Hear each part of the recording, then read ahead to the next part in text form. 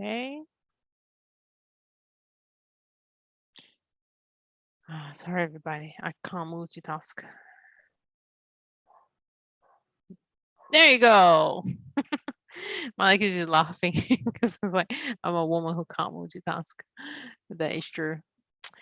Okay, welcome to Minds, Connecting Minds, where we get together and we share our knowledge and our expertise and brighten each other's evening. Today we're going to be talking about journalism and the internet. And oh wait, somebody's coming. And Lazy, can you introduce them? Because I can't multitask. Okay, sure, no worries. I got your back. Okay, so we're going to start with Mônica Nobrega, who is a journalist, and you need to mute someone there. No, sorry. Oh, thank you. Okay, sorry, Mônica. So let's start with Mônica Nobrega. She's a journalist, graduated from the University Unesp, Universidade Estadual Paulista. Mônica is a quite travel person. She has visited more than 50 different countries, and she is her specialization actually is focused on traditional communities and social movements, and she currently is working as a communicator for promotion of the human rights. And now, Mônica, the floor is yours.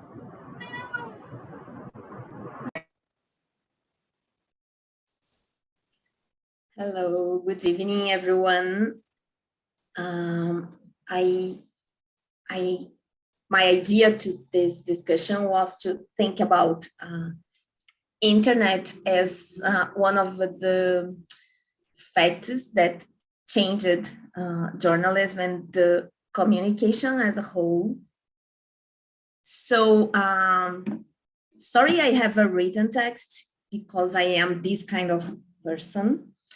And I'm going to speak a little bit about information funding, the information production, and also the journalism, and bias. In these times we are living, which some researchers have been naming the age of attention economy.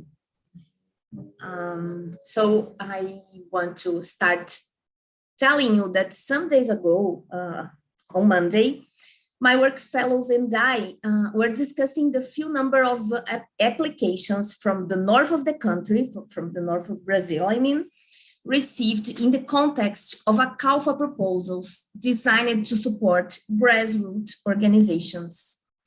I work for a national foundation named Brazil Human Rights Fund, and despite this name, we are not connected to any level of government.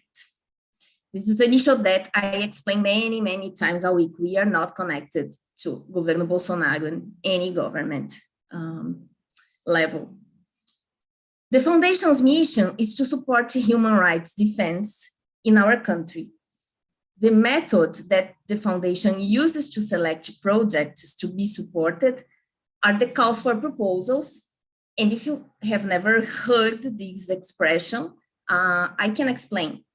It's a public invitation for groups that defend human rights, in our case, in the foundation that I work for, to propose projects for the human rights defense, which will be supported with money and sometimes human resources, education, and so on. So we, the team of the foundation, we prepare a kind of public invitation for these groups to send us proposals to be supported. That's a call for proposal.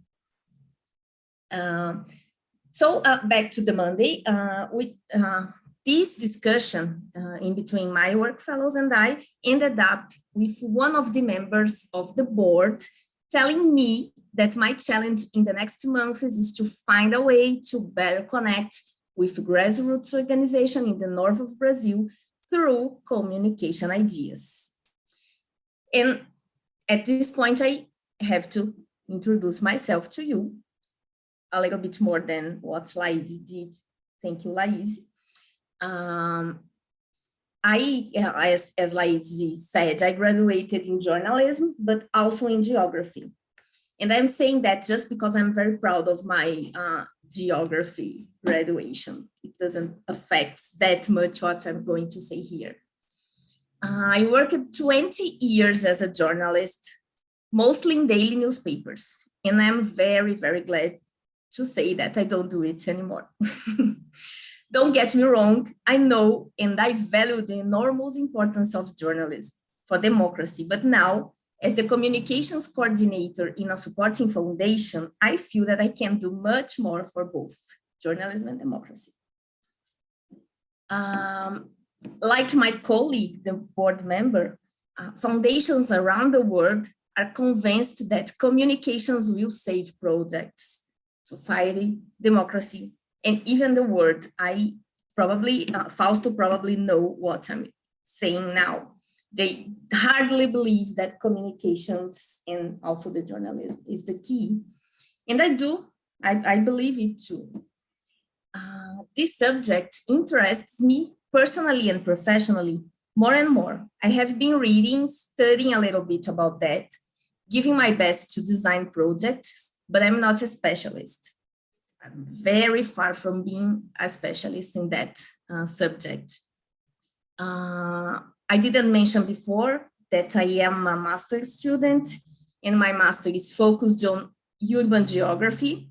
I study motherhood and the urban life, the women's who are mothers' lives in the cities, and which is not so directly connected with the communication. So my post-graduation right now is not directly connected to communications.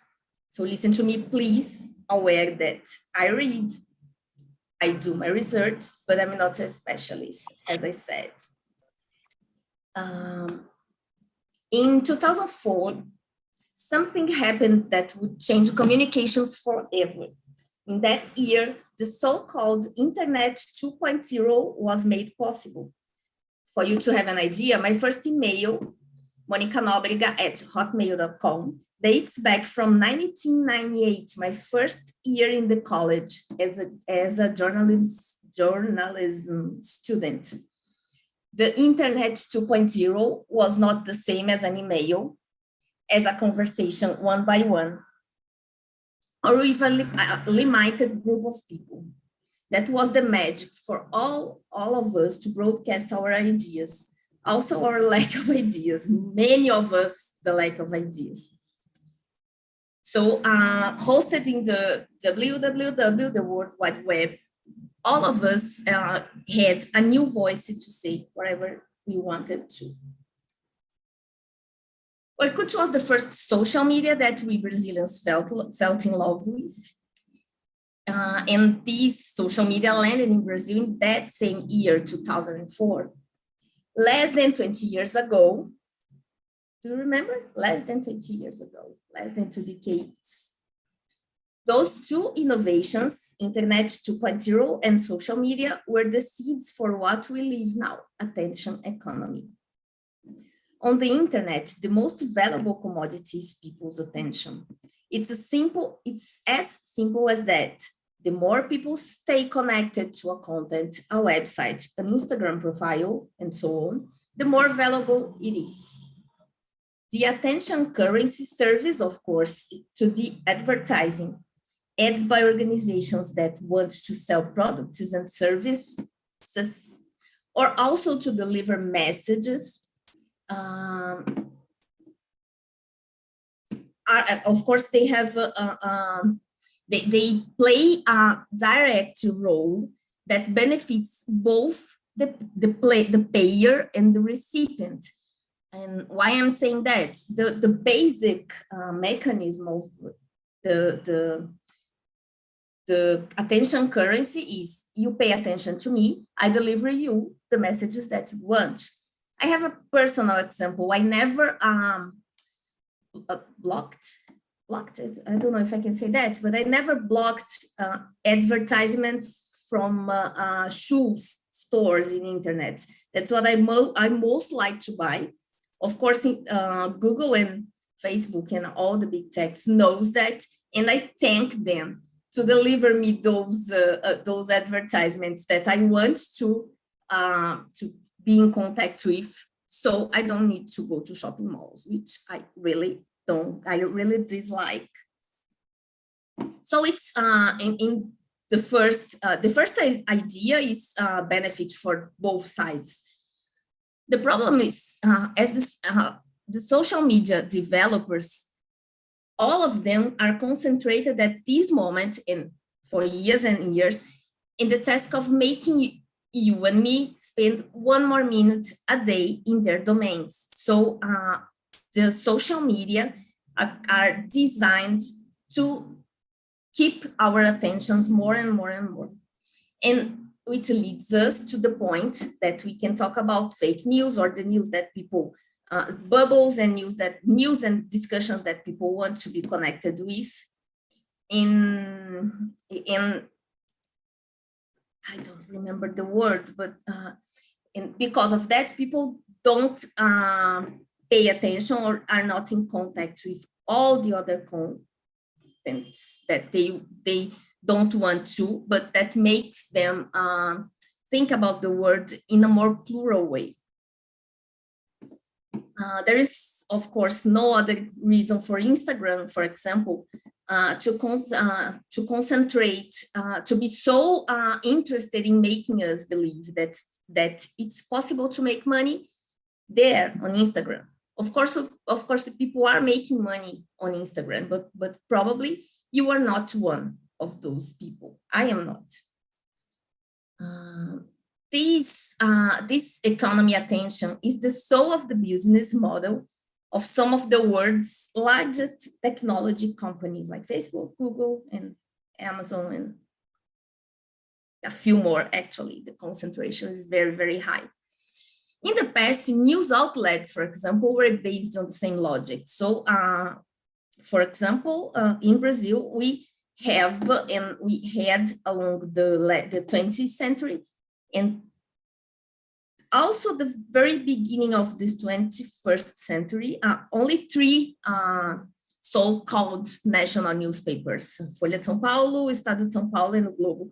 All the others were and are considered local newspapers or local media outlets.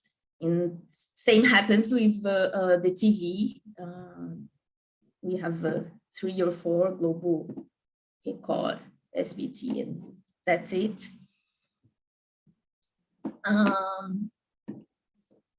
But now the business model of these most prominent media outlets in the past went to bankrupt. Can I say that? Like teachers, this model went to bankrupt. Actually, it doesn't work anymore. People don't watch them or read them or listen to them enough for the advertisements to be consumed in the scale that they need to make money, for those companies to make money. So as the ads don't support the press anymore, what can these media outlets do to keep existing, to keep working, to do what they have to do, they were created to do? One interesting data that I found reading those articles and news about this issue was that only 3 big techs concentrate 2 in each $3 spent on advertisement in the United States. So 60-something% of the money for advertisement in the United States, it goes for only 3 big tech companies, which are, of course, Facebook, Google, and Amazon.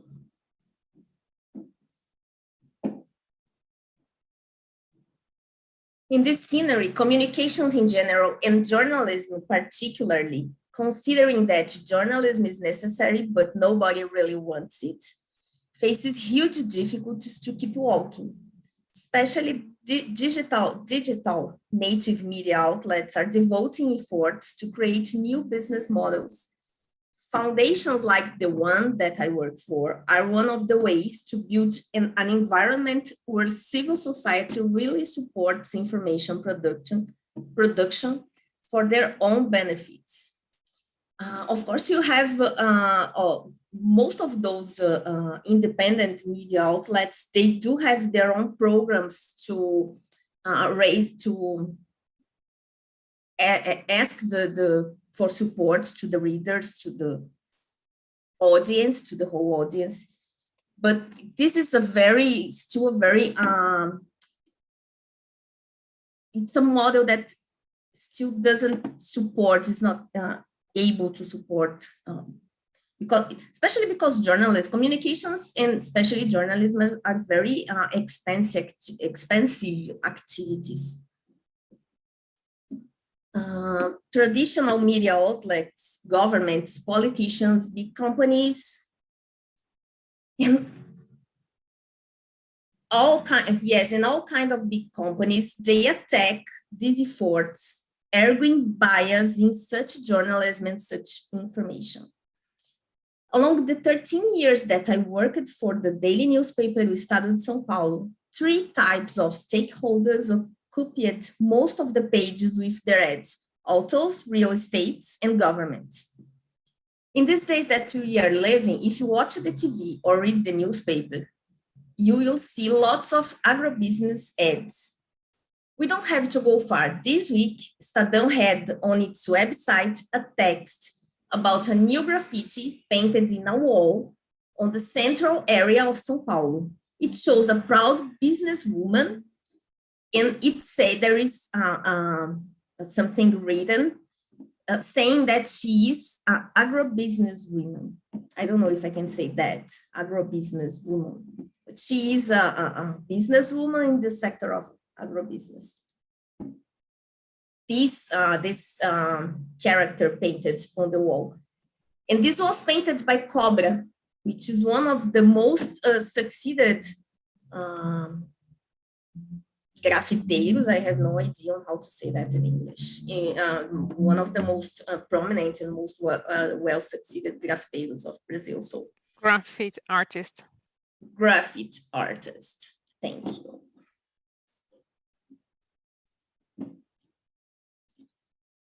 It is a very expressive graffiti, with the message that evokes empowerment, which is a word for this time we are living, and contemporary understanding of what art is. Street art is very contemporary. While this happens, the geographer Larissa Bombard had to move abroad about 1 year ago after menaces to her and her kids because of her results on researches on agrochemicals. Baby malformations, early puberty, asthma, childhood cancer, and neurological diseases are among the consequences that the use of pesticides can cause in children, according to Larissa's researches. Also, according to her, in between 2010 and 2019, more than 3,700 children aged 0 to 14 years old were intoxicated with pesticides used in agriculture in Brazil. It's more than 350 children per year in this period of 10 years that she studied. And Estadão never said a word about those menaces, neither about the results of Larissa's research. Isn't that bias? Why bias is only the civil society supporting media outlets to make possible to that media to showcase other stakeholders and all other points of view. And I will finish my speech saying that what I want to do, and the main reason that for me to move from journalism to the communications for the human rights is that I want to use this micropower that I have to help paving the way for civil society funding of communications and journalism. Much have changed in the last 2 decades because of the internet. I am not optimistic, but I am hopeful that we can change more to our side. Thank you. And sorry for my mistakes. Oh, Cindy was perfect. Thank you. Bravo. Wow. Well done. Oh, wow. I won't talk anymore. Yeah, You- and bravo for, sorry, Ali, but just to say that for exposing the biases of the media. Yes, I saw many situations. I saw even worse situations, like changing texts to not to expose that much the friends of the house. Like, I won't say names. You are recording. Better not, yeah. Wise. Wise. Very sensible. Yeah. The way you're saying, like, how the media is supposed to hook us, I guess, addicted to just spend more time. Remind me of a TED talk. I can't remember who said it. It was definitely a TED talk, and she says the only people that refer to like their clients as users are drug dealers and IT. Which I thought, hell yes. Drug dealers and the internet.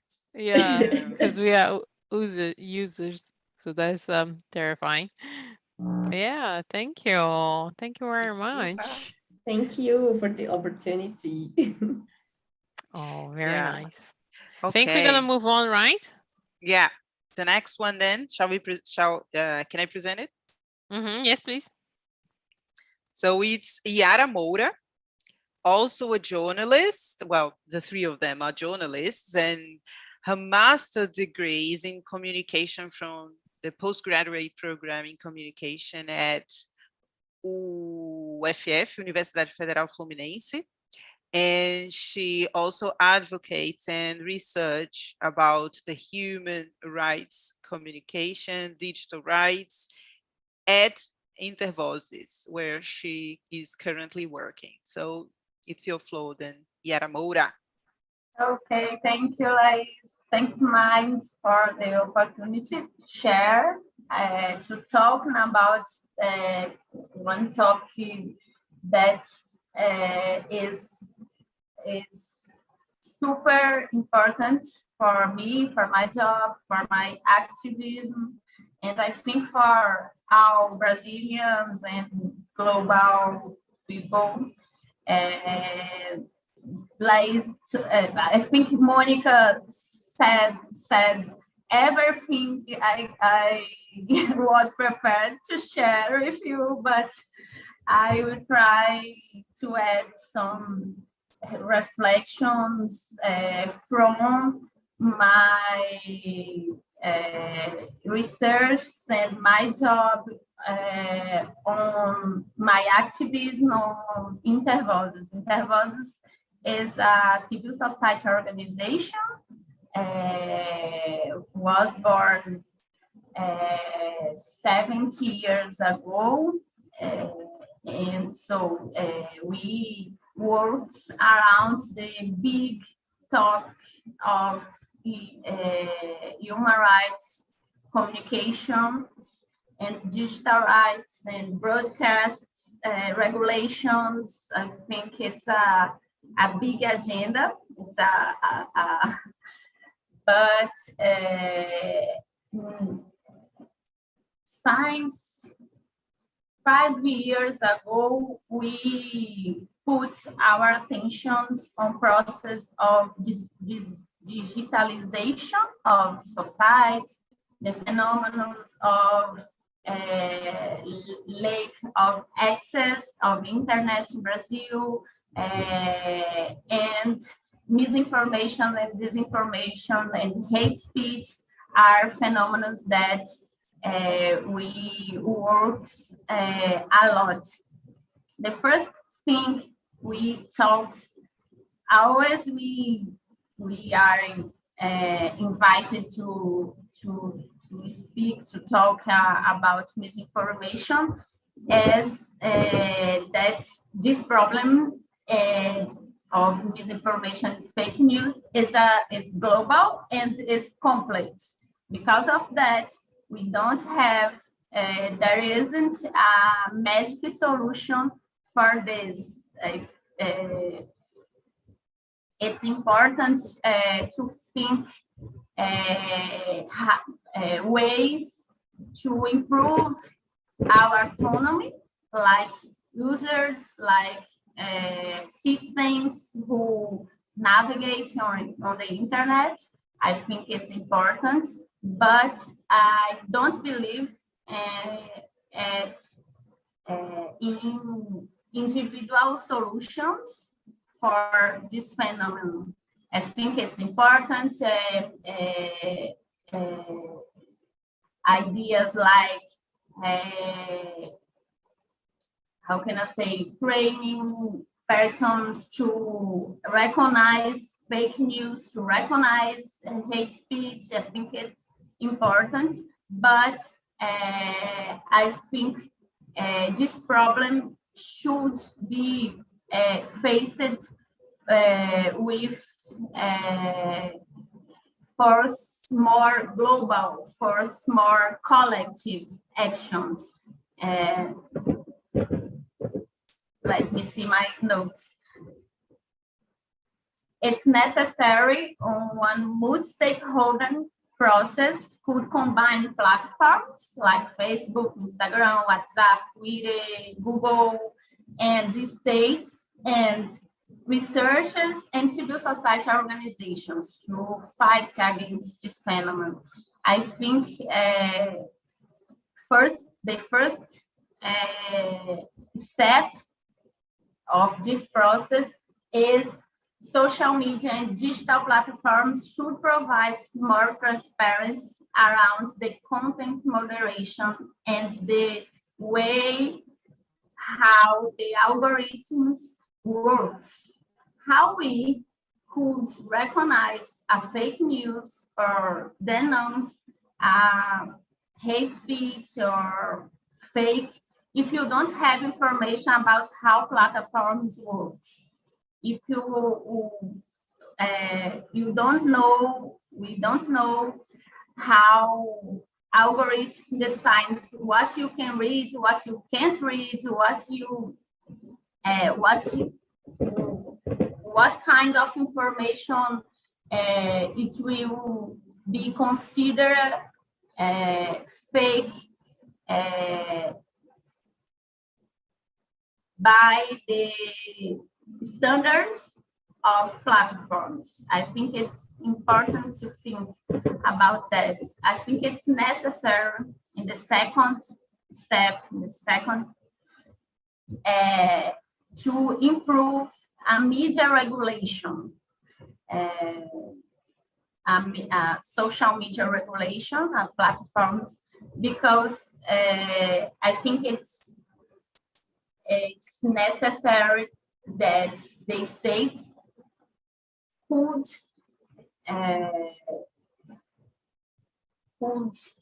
how can I say,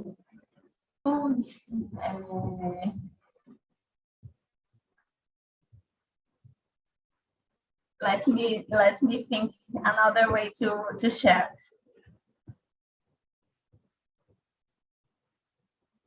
It's necessary regulation to balance the big power of these platforms on the global society.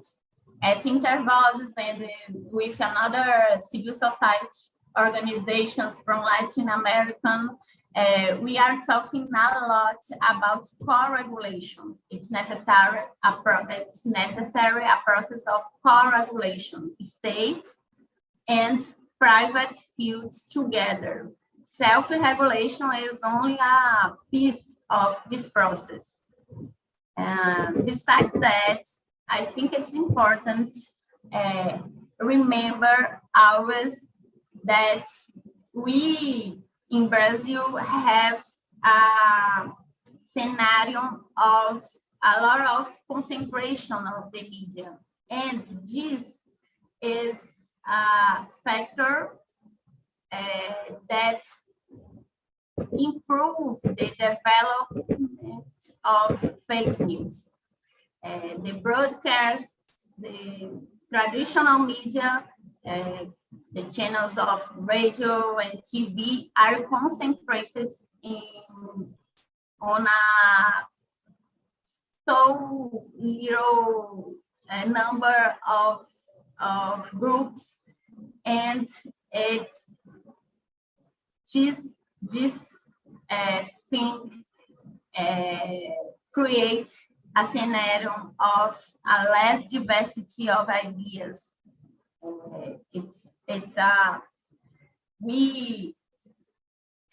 The states should be regulation, the social media, the platforms, the digital media, but together in parallel, they should develop laws and regulation for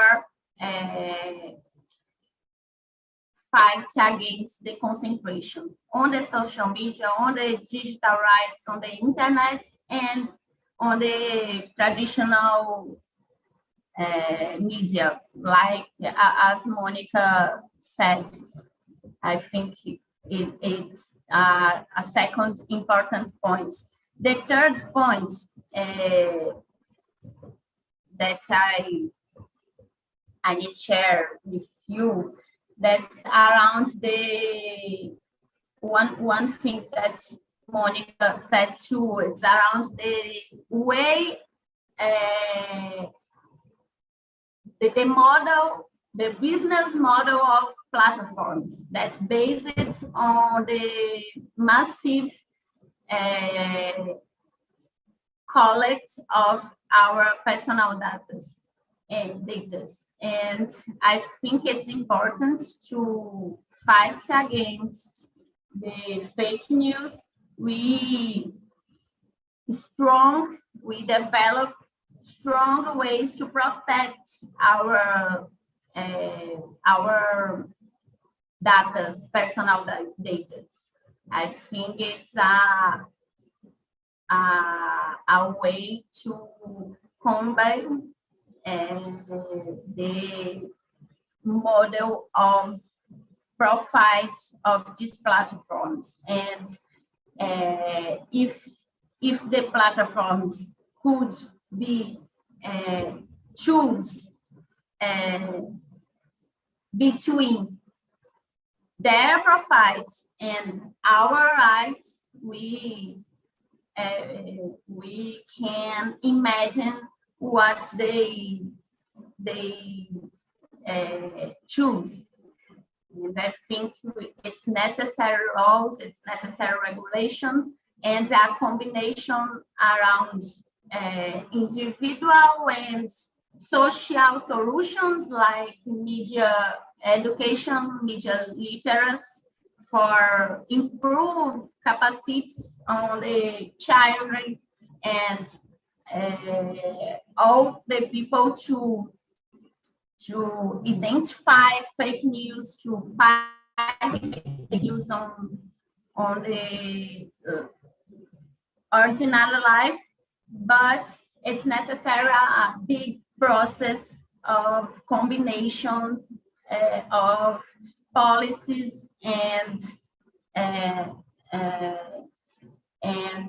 how can I say, advocate involving multi-stakeholder players like civil society, like how can I say, government states, like platforms and experts. I think it's important to see the phenomenon by misinformation and fake news always like a big phenomenon that we are involved, but not the solution not depends only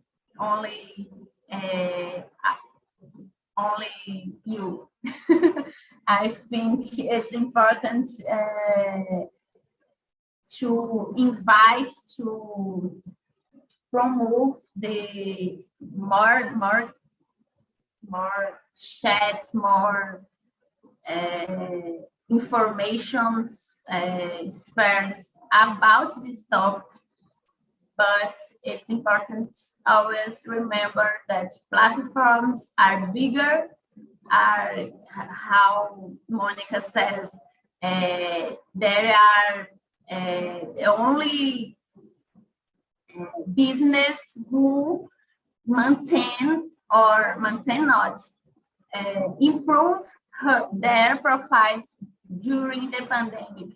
It's a big power, and for fight against the big power, it's necessary a large alliance between so many actors. And I think civil society and educators like mine have a role in this mission, but not only us could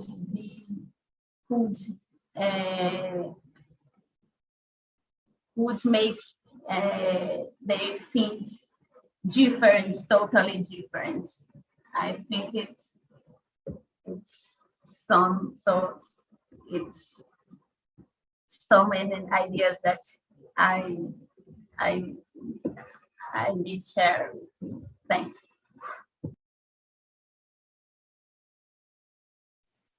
Awesome. Thank you very much for sharing. Bravo. I'm very impressed with you. Yeah. And congratulations on your presentation. And it was awesome. In English. Awesome. Congrats. I know you're very nervous before, so bravo. There is one thing that you mentioned about this media literacy, and this is something that I've been giving much thought lately, especially after a class I had with Fausto, because an impression that I like to think of myself as a critical thinker, but I know that I'm far from that. You know, there's so much to consider and so much to learn still. But I remember one class I had with Fausto, we were discussing about the role of the president and the impression that the world has of him. And then he came up, you know, he showed me like a research, his critical analysis of the article as a journalist. And then I thought to myself, man, like me, many people, most of the people actually, we do not have this critical analysis of the news because first, because I am too lazy for that. That's the truth, you know, to analyze different sources of information. And two, there is this power, as Mônica was saying, as you said, and these political and commercial implications and interests behind the news that we are not aware of, and how, you know, to raise these and how to get to know that so that we can understand who built that information based on whose interests that information was constructed, if you can say like this, you know. You guys feel free to comment, both Mônica, Fausto as well, and Tamara, who's also here. You guys journalists, you know the business better than us. That's a point I always struggle as well, like media literacy, because I don't get it. A country that we use so much internet, like Brazil, is huge, and people say we don't have it. And until recently, I was like, Huh? How do you mean we don't have it? Yes, we do. We know how to use the thing, but it's so much more involved into it, and I don't fully understand, to be honest. So if anyone want to expand, go.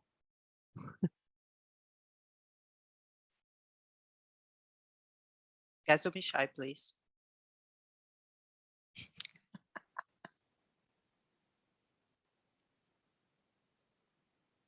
People are very shy today.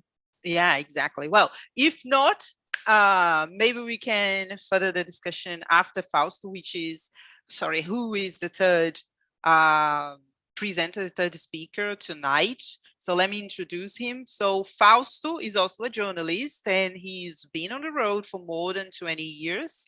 He's co-founder and publisher at Ponte Jornalismo, which is an independent media outlet about human rights as well. And he's also the winner of a Vladimir Herzog Award. Sorry if I pronounce it incorrectly. And in 2014.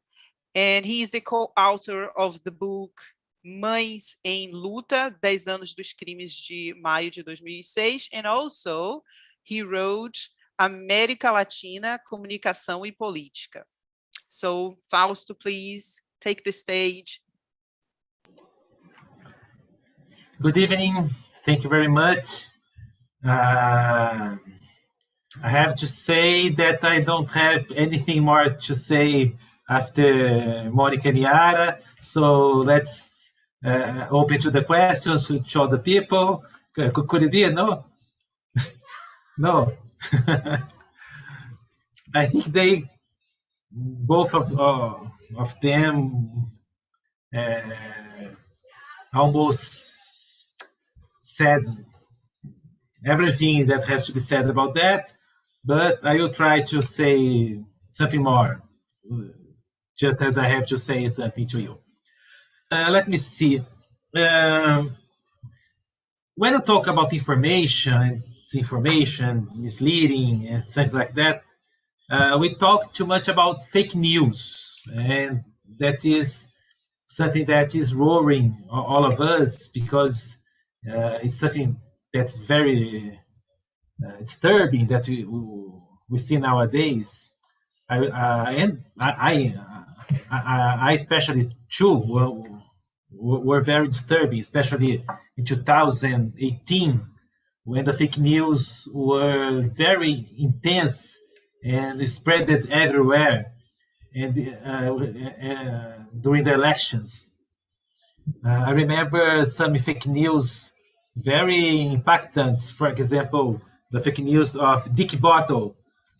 I put mamadeira de piroca in translate Google, and it translated like that, Dick Bottle. I don't know if it's correct, but it's the way that Google translated showed it to me. So we have fake news like the Dick Bottle, and we have a lot of fake news about Pablo Vittar, for example, because the conservative people who supported Jair Bolsonaro had a fixation on Pablo Vittar as a symbol of everything they hated, and all the fake news started with the same phrase: Pablo Vittar went too far. Pablo Vittar went too far, and Pablo Vittar will be vice of Lula. Pablo Vittar went too far, and he will be in the 50 reais note, the money. And Pablo Vittar went too far. He will present a new version of TV Criança Esperança. You call Criança Esperança Gay, Child Hope Gay. That one. We didn't know if we should laugh or if we should cry when that kind of bottle, of Dick Bottle, were appearing to us in that time. And that kind of people says that is an ecosystem of fake news, because they are produced in a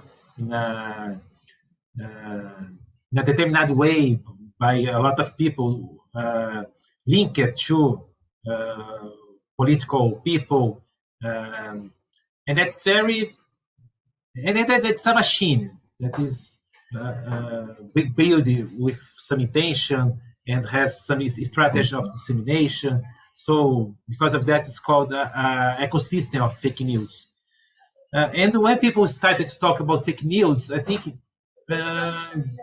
that's something that disturbs me a little, because it seems like everything was okay in the news, or everything was okay in communication just before the internet, just before the social media. It's like people used to say, and now we are polarized, now we have news that are not true, so you have to support the professional media, you have to read Folha de São Paulo, you have to read Estado de São Paulo, because they are the media who don't tell lies. And well, I think it's not exactly like that. And you heard to Mônica talking about their job in Estado de São Paulo, and she gave some idea to us about that. I've been a journalist for a lot of time, and I worked in mainstream media outlets, and I know how biased they can be in their work. Mainstream media outlets don't make disinformation most of the time, but they do misleading a lot. I get these definitions by a teacher called Claire Wardle.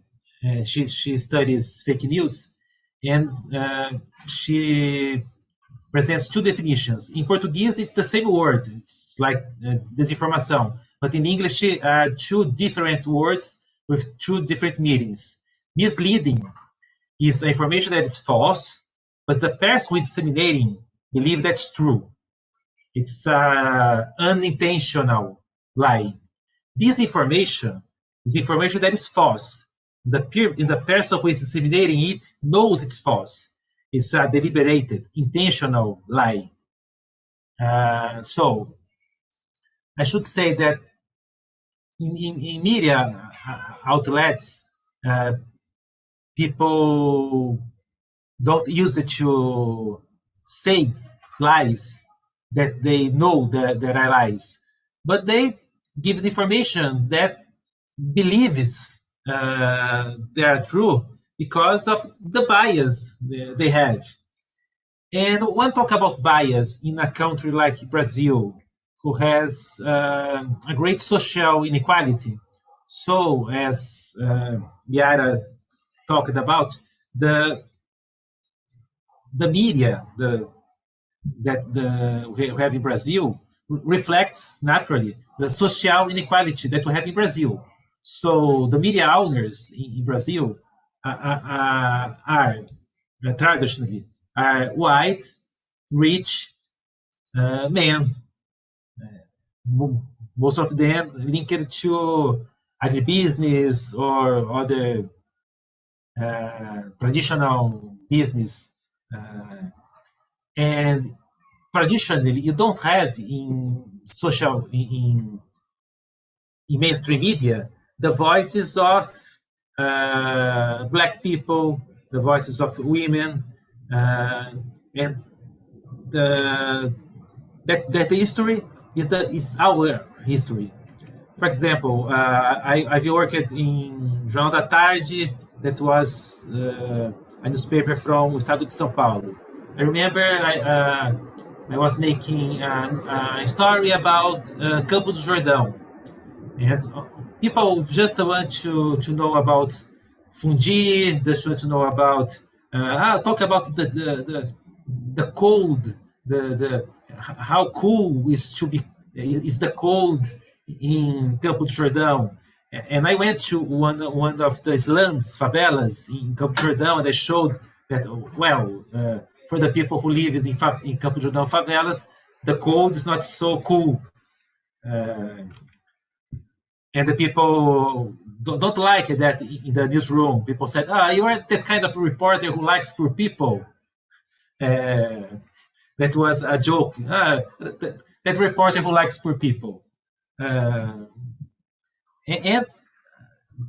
that kind of experience, I lived in all the places that I worked. I worked in Agora São Paulo, from Grupo Folha de São Paulo, and I was a policial reporter, as people say, a reporter who talks about crimes. And I noticed very well that the lives of the people were determined, the importance of the news were determined by the skin color and the social class of the people. It was all the time like that. If you are white, if a white girl killed his parents in Campo Belo, it was a news that we would do forever.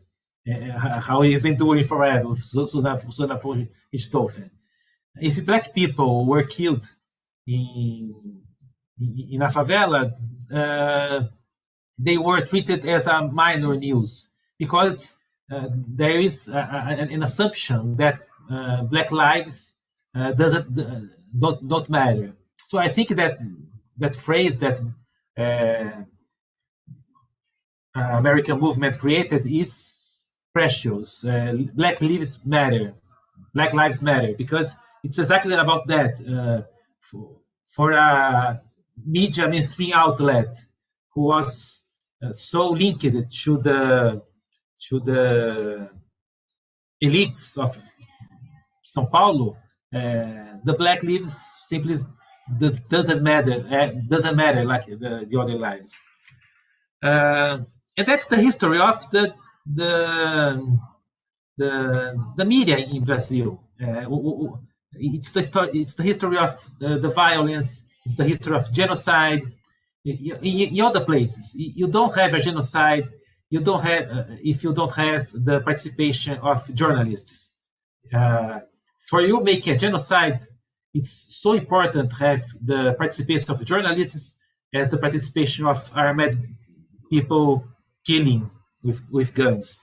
For example, one of the most horrific massacres in Brazil history, the Canudos massacre that happened in 1898. More than 25,000 people killed. That only happened because the media of the time described the people from Canudos as terrorists, monarchists who wanted to bring the Republican government down. They say literally they were monarchists linked to monarchists from Europe, and with a lot of guns, with well-armed people. They will destroy our republic if we don't kill them. So and it was the same in 1964 when we have a coup d'état. I don't know if I say a coup d'état that started the military dictatorship. Almost all the main mainstream media outlets supported the military coup. For just one section, Última Hora, from journalist Samuel Weiner, but O Globo, Folha de São Paulo, o Estado de São Paulo, the media owners supported that coup in that time. So, and we see that the same is in 2016 when we have a constitutional coup that bring down the first women president in Brazil. And then I will mention just another example from Intervozes, for example, from Iara. they, with their voices, made a research about how was the coverage about social security reform, and that research showed that 64% of experts interviewed by the media outlets were favorable to government proposal. So we have a lot of bias in the mainstream media outlets that reflect the concentration of the media owners. And it's not so different when you think about the social media corporations that we have now. Social media corporations has a lot of different interests, and they move it according their interests. For example, in 2020, when it was clear that President Biden, that candidate Biden would be a good name from the social media corporations, they started to call fake news news about a laptop from Joe Biden's sons that indicated that Joe Biden was acting in a corrupted way in Ukraine. So news about that laptop from Joe Biden's son was labeled as fake news, and it was banned from Twitter, for example. It was banned from Facebook. And this year, we discovered that all the news were not fake, that were true news. And we are seeing the same when you talk about the Ukrainian war. Google is determined that we will not permit that content that exploits, dismisses, or condones, or not condones the Russia war. For example, if I want to say that the war in Yemen it's worse than Russia-Ukraine conflict, it would be understood as a dismissing of the conflict, and it could be limited. So we have a lot of biased information in the news, and we had always have that beside the media social, the social media, besides after before the social media, before the internet. But we also had something new that we didn't have. That is the opportunity of new voices getting to the media. That was internet brought to us. For example, when I graduated in journalism in the last century, in 1990, I was looking for the company that would employ me, because it was unbelievable that I could myself create a company. That's not so easy. That's not I don't have a guarantee that the companies that we are building will last for the next year. But now we have more opportunity that we have before to make news, to make media outlets. And in the last 10 years, there was an explosion of different media outlets from people from favelas, media outlets from people from indigenous people from north and from all the parts of Brazil. You have Black movements, feminist movements, LGBTQ plus movements making their own media. So we have a plenty of new voices get much more attention than it had before, because now they can be heard more than they were heard before. and we have different models of business models that can support that kind of media outlets. For example, we have now non-profit media organizations.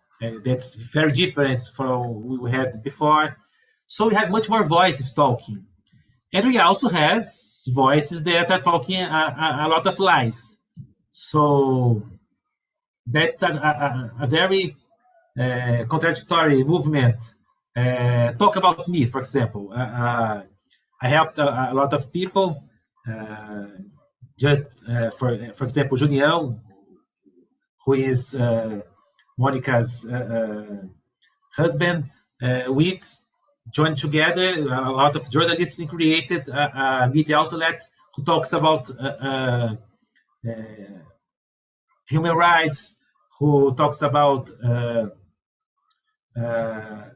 racial questions, gender questions, in a way that we didn't see the media mainstream outlet talking about. So we are amplifying voices that were not present in mainstream media outlets. But that's a very complex movement, because the same internet 2.0, as Monica said, that permit ourselves to create a media outlet like Ponte journalism, the same internet 2.0 that permitted to people from Favela da Maré exposed to everyone their version of the conflicts that happens in their place, that permits from Yanomami people tells what's happening in their territory, is the same in Internet 2.0 that permits fake news about Dick Bottles and Pablo Vittar went too far. So that's the reality we live in nowadays. That's something very interesting in the time that we are living now. We don't have anymore that great voice of truth that we have some years before. Because you have a great voice of truth. You have 3 or 4 in a place like Brazil, three media outlets that were the voice of the truth. If Globo said something, that was the truth. It was very difficult to have information about something if that information were not in Globo, Folha de São Paulo, Estado de São Paulo. You have 2 or 3 voices of truth. Nowadays, you have multiple voices being disseminated. And people are confused. That's natural, because you have so many voices saying, and you have media outlets, new media outlets linked to human rights, talking things that you not see in other place. You have the people from Mamadeira de Piroca saying about other things. So that's a more difficult reality that you have to live nowadays, because you have to live in a more diversified world of information. It's not so easy to get information that was some years ago. You just had to watch Jornal Nacional and read Folha de São Paulo, and you were very you knew about everything. At least you knew that you know about everything. As I say, a lot of information wouldn't bring to you. Now you have access to a lot of different voices, and you have to find your own way to find your way in that mass of voices. I think one tip that I would give to people who are so confused about news in these times, and I also feels confused about all this, is to notice that news are not reality in a strict way. News, all the news are versions of reality, and that's not a bad thing. I think when people discovers how biased news can be, they get frustrated and say, "Oh, so that is fake news. We have to go after the true journalists that says the truth." Well, good luck, but I think you won't get journalists that says the truth, because the truth uh, is not something that can be reached by human beings. All that you can say, all that you can get is versions of reality according to the bias that every human being has. So I think we can have a more mature debate, a more mature talking, if you don't classify the media outlets in fake news and people who says the truth, the good news and the bad news, excepting, of course, the people from Mamadeira de Piroca. That is fake news strictly in a strictly way. But when I talk about real media,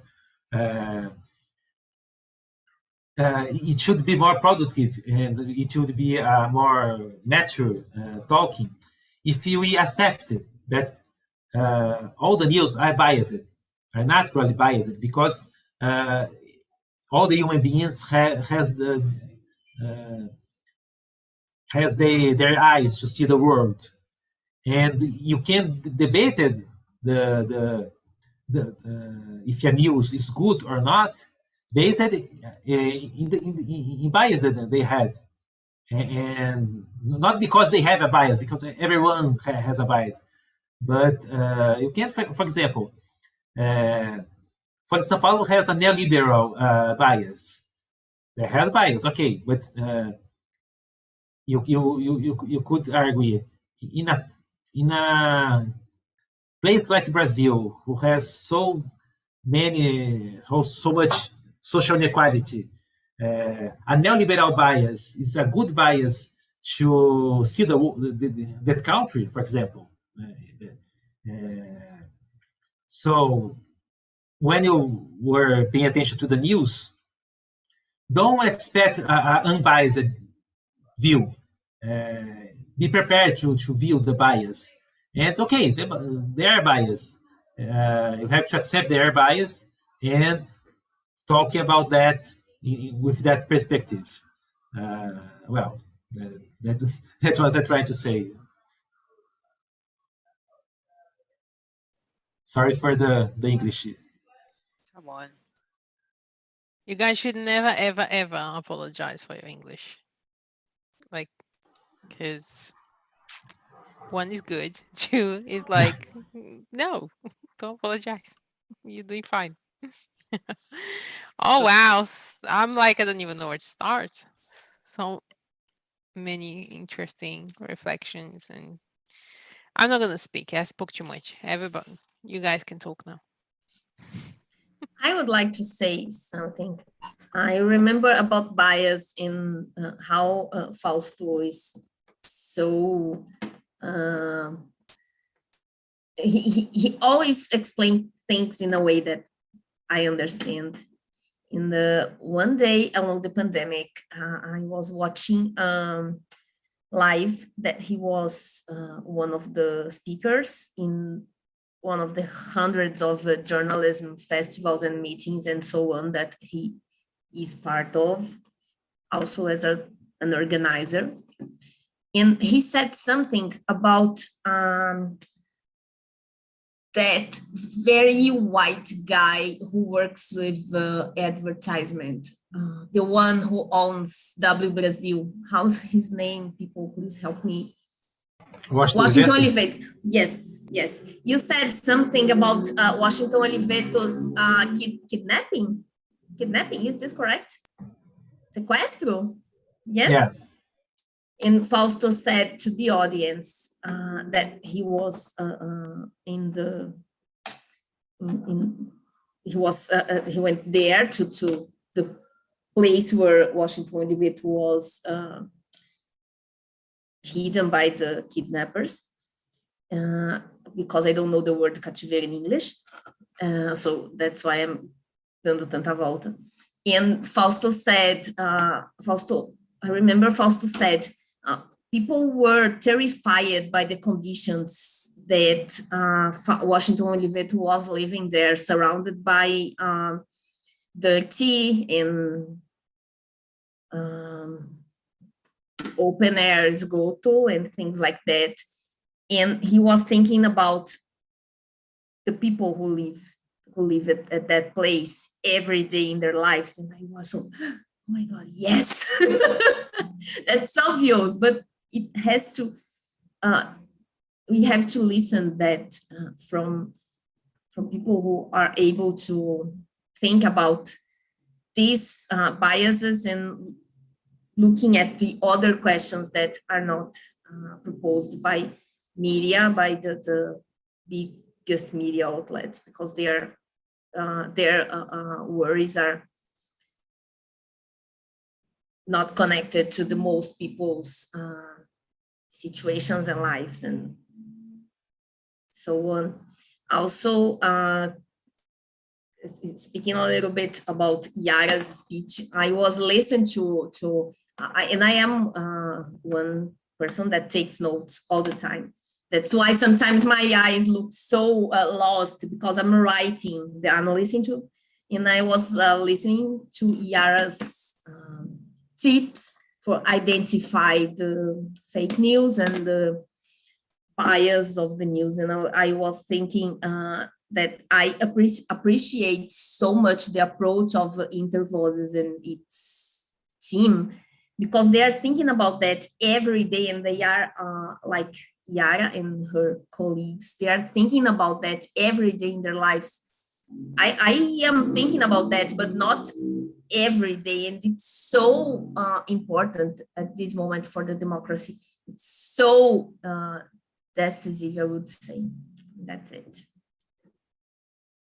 Thank you, guys. Wonderful. Thank you for your insights. I wanted to say something that when Fausto was talking about how many different media outlets we have today because of the internet that is being more accessible to everybody. So a lot more people are being able to share the news of where they're from and give their opinions about things. And the problem is that when you open up to everybody, you have all the goods, which is now we have access to news coming from places that we never had before, but also we're giving voices to fake news and the fanatics and the crazy people. And there's no way to control this because it's part of the democracy that we're living in. If we're open to one group, we have to open to everybody. Otherwise, it's not fair and such. But then it makes much more difficult to filter what's true, what's not, what's real, what's not. And much like lazy, I'm very lazy, and I don't want to go find the source of the news. I just check how many people are talking about this. Okay, there's a lot of media outlets talking about this, so maybe it's true. But it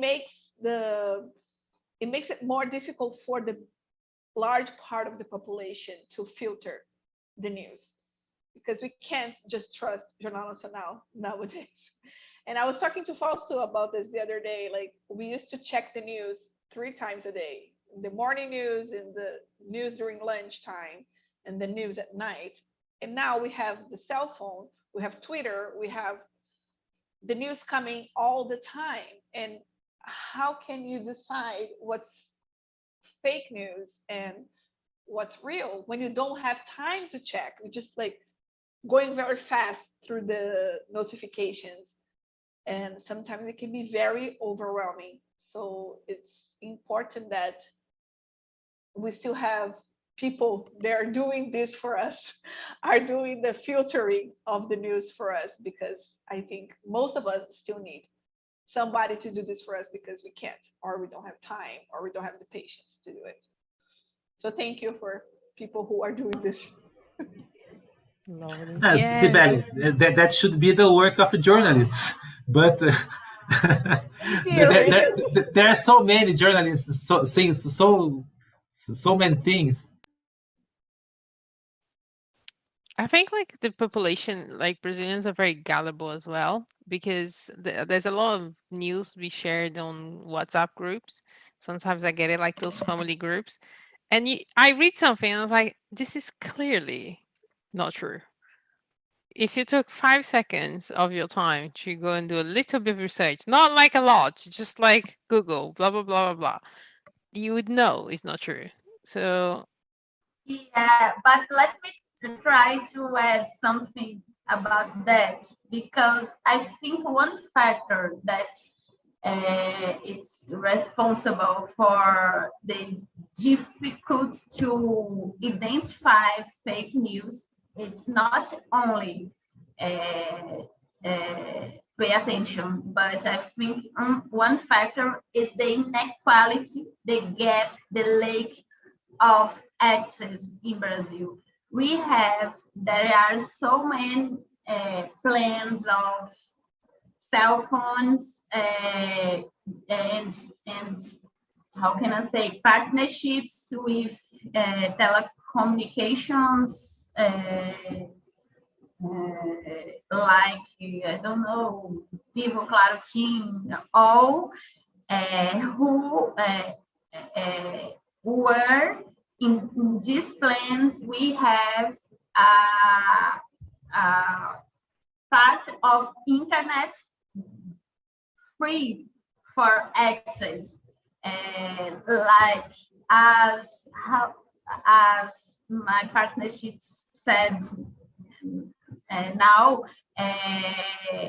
how can we check a new from my group, my family group on WhatsApp, for example, if it's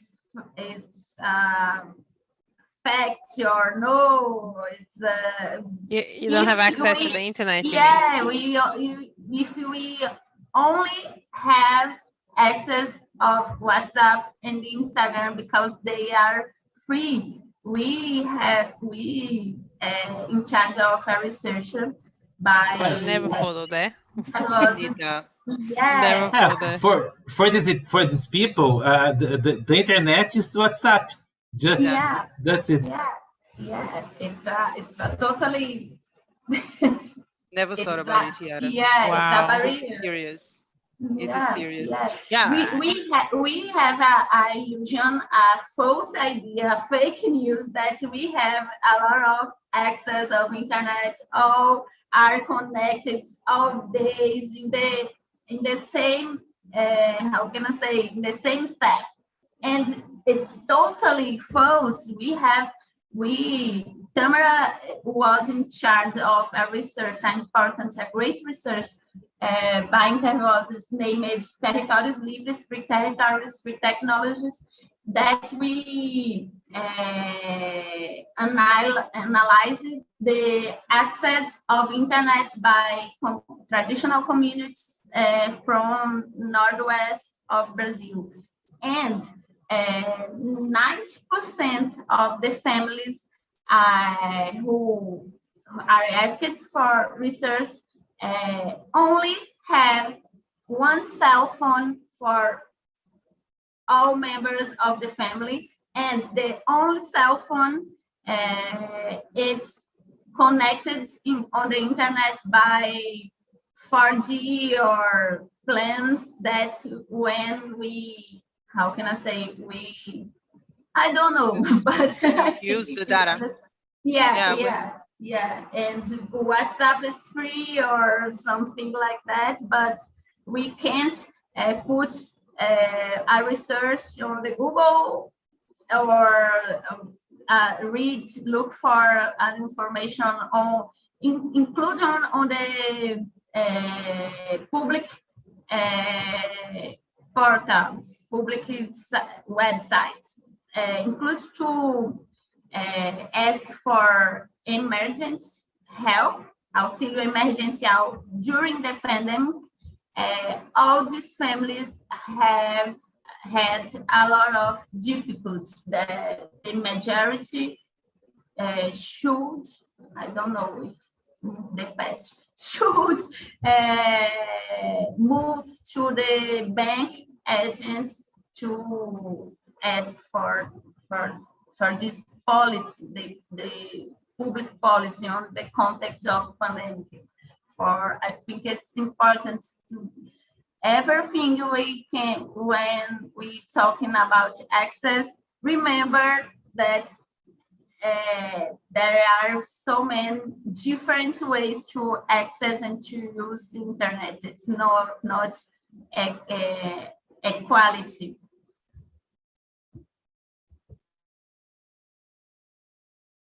Wow, thank you. I never thought that. In combination with the situation inequality access internet in information is in the same regions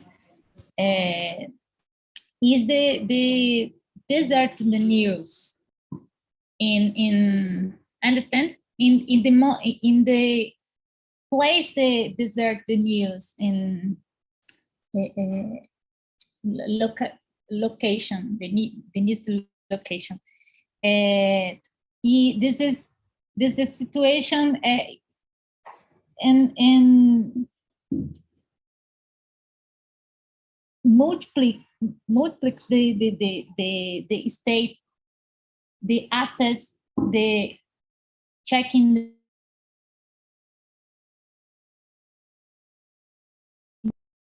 is the vulnerable in to access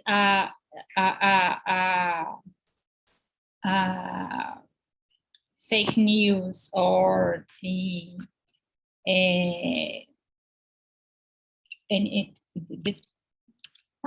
news. Okay.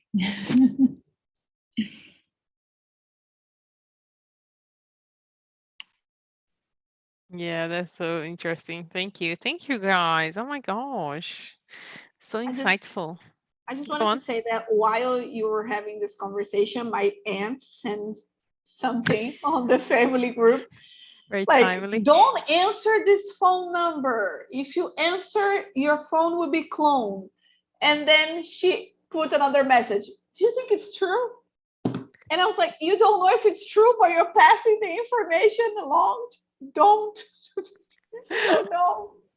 Don't pass it along. Bless her.